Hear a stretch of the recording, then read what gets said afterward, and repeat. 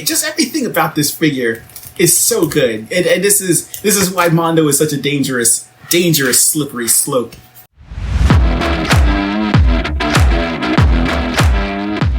What is going on, everyone? This is Tom with another Toy Ramble, and this one is a special one because for so long I have been a huge admirer of Mondo. I have loved their stuff and admired it from afar. They got me, they made Slash, so what choice did I have than to pick up the Mondo Ninja Turtles series Slash? And he just, right off the bat, in the box, looks amazing, and I cannot wait to get him out of here. Now this is going to lead to one of the few minor quibbles that I have with. It's not even with the figure. It's the fact that this is not a resealable card.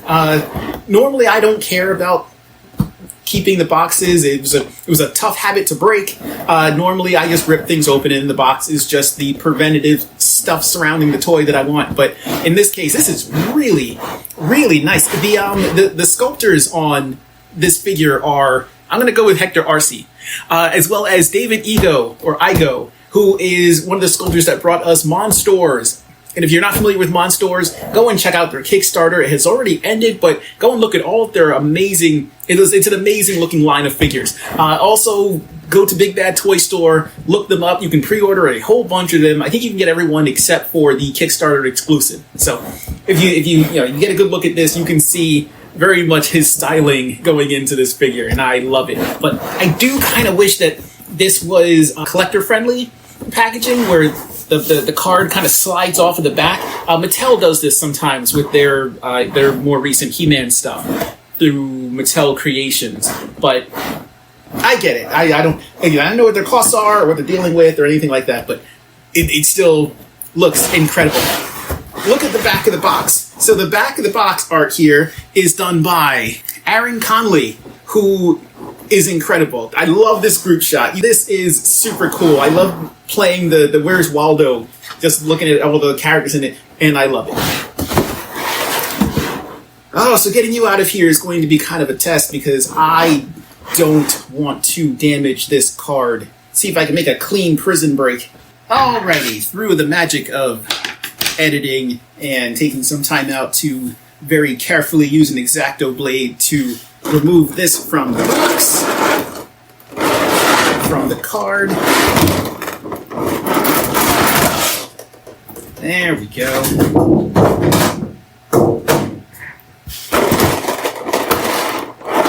Alright, let's finish getting you out of there. No twisty ties! Yes! If I didn't actually have to talk about it, this video would just be 20 minutes of me rotating this figure in awe. Holy cow. This is amazing. I like it. This figure is aggressively good. Like it's coming at me with relentless quality. Where do you even begin? Zoom in on some of the detailing on this. This figure is incredible.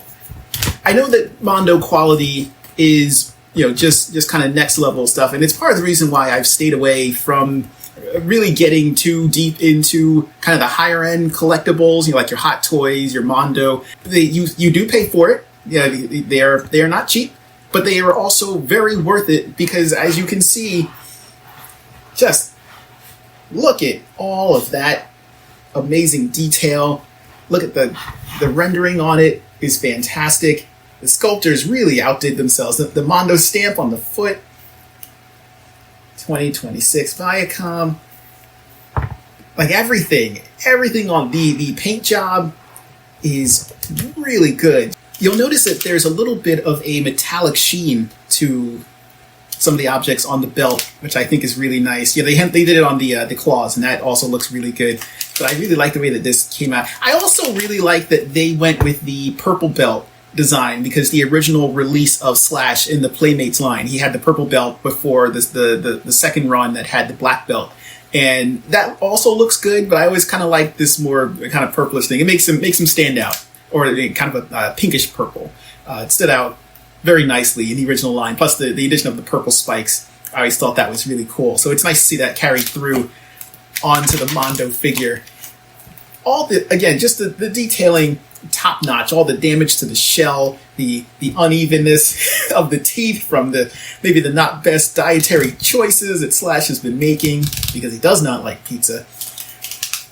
Everything about this just turned out so well. All the kind of the stitching on the padding. I really like the way that the paintwork on this turned out. There's not a lot of, it's pretty crisp, pretty clean. There's a little bit of smudging on the toes, some of the connecting areas, but overall, I really like the way that this was handled and the way that everything came out looking really nice in the areas where it's very important, like on the teeth. That detailing is really good, especially on his blinded eye there. It's turned out really nice. There's no overflow. The overspray looks really good to bring out these really nice details.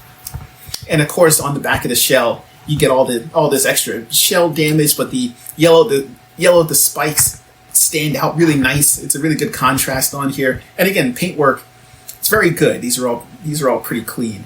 I like that they went with kind of a purple wash on the wood panels here to make it look a little bit weathered, but they could have gone with just your traditional black to kind of grade out. But I like the way that they handled this. I think that meshes really well.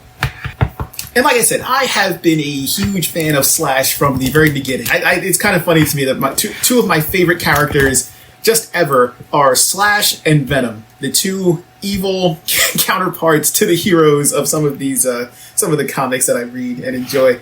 But that's just how my mind works. And Slash has always been, I've always loved this character, and he's one of those figures one of those characters where if there is a line that includes Ninja Turtles, I'm always interested in it. But if they introduce a Slash character, I'm there. As soon as this went up for pre-order, I knew I had to get him. I had to. I didn't have any choice. This was the one that got me. The Mondo vinyls are pretty big boys. This one stands at about 8.5 inches from toe to the top of his knot there. Really, really nice. Really, really good. He comes with his standard Slash weapons that came with the original. You had your crooked sai, and I like the way that they handled this. It almost looks like this is made out of coral, which makes it even more dangerous because it's dangerous coral.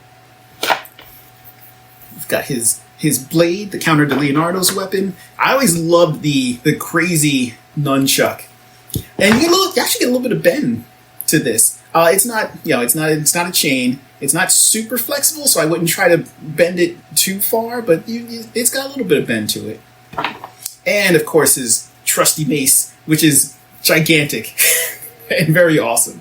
And he holds all of these without too much of an issue.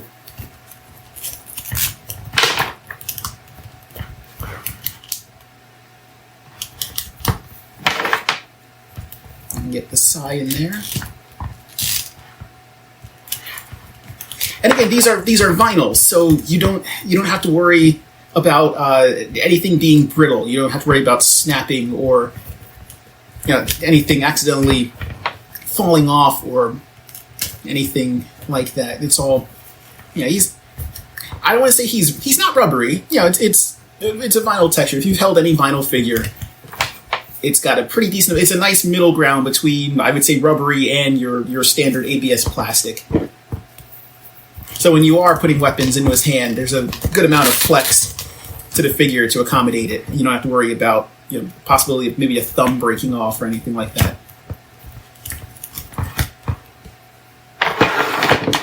There is also a spot on the back here to store a couple of the weapons.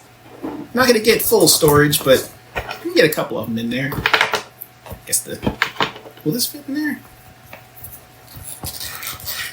I mean, the bandana makes it a little bit tough, but I guess the nunchuck, that'll fit in there. There you go.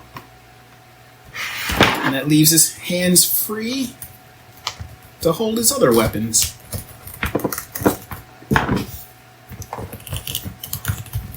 Again, because it's vinyl, it's a little squeaky. You get a little bit of, you might be able to hear that, but that is the nature of the material. And he looks good. from every angle.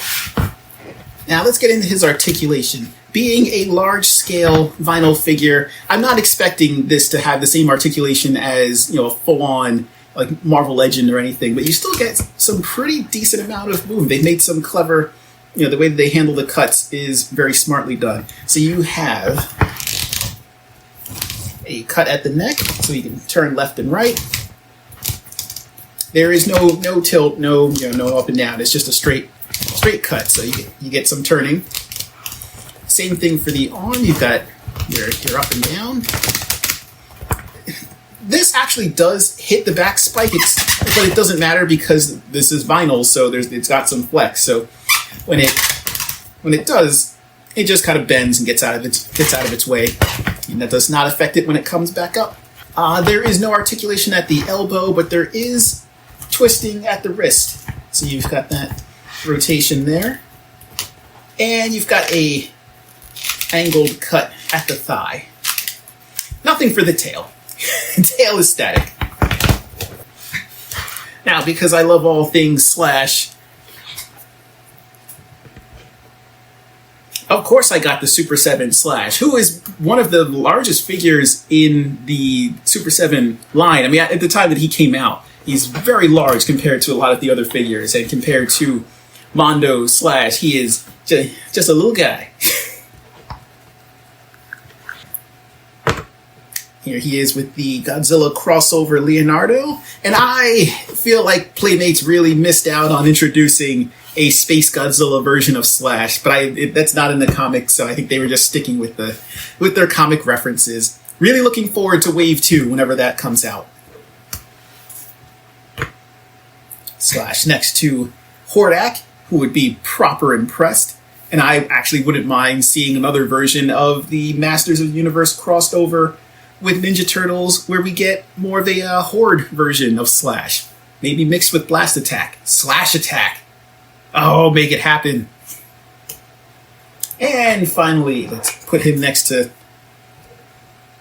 Thundercats crossover Panther, who again, next to this monstrous beast, is just, he's a little guy. He's a little kitten. One of the other things that I almost caved in with Mondo was Mondo's Panther, which is just beautiful. It's the size of an actual house cat, and man, beautiful stuff. So, at the end of the day, should you pick up Mondo Ninja Turtles Slash? Yes. Yes, the answer is yes. You should absolutely pick up Mondo Slash. I feel kind of bad saying that because he is sold out on the Mondo website, so the only way to get him is through maybe a secondary vendor, or maybe wait for them to do a re-release. I'm an articulation snob. I generally don't mess around with the 5 POA because to me we've moved beyond that. But in this case, that doesn't matter because the quality of the sculpt and thus the overall presence of the figure is amazing. It's incredible, and I love it. If you want to splurge on a figure, if you want to treat yourself, get something from Mondo. They're constantly cranking out just some really good pieces. I recommend it. If you want to take the dive, I don't blame you if you don't, because for a very long time, I did not want to do that because I knew it would lead to me wanting more. This fills that void for me for now, and I hope that they don't make anything else that is too much for me to resist. I think at this point, the only thing that would make me jump in again is if they released this in the comic colors, because I love the Archie coloration for Slash in the comics. That is also really cool. So I kind of hope that they don't do that. Don't do that, Mondo. Also, don't make Masters of the Universe Snake Men, because I won't be able to resist. I can't do this to me. But yeah, go out and get Slash if you can find him, and it's worth it to you to spend that kind of money. You won't regret it. So let me know. Do you have Slash? Did you take the plunge? Did you order him off of the website? And if you do, what do you think of him? Let me know in the comments down below. Thank you for watching this review of the Mondo Ninja Turtles Slash. If you've enjoyed it, please leave the channel a like, follow, hit that notification bell, tell your friends, tell your buddies, and until next time, take care, everybody.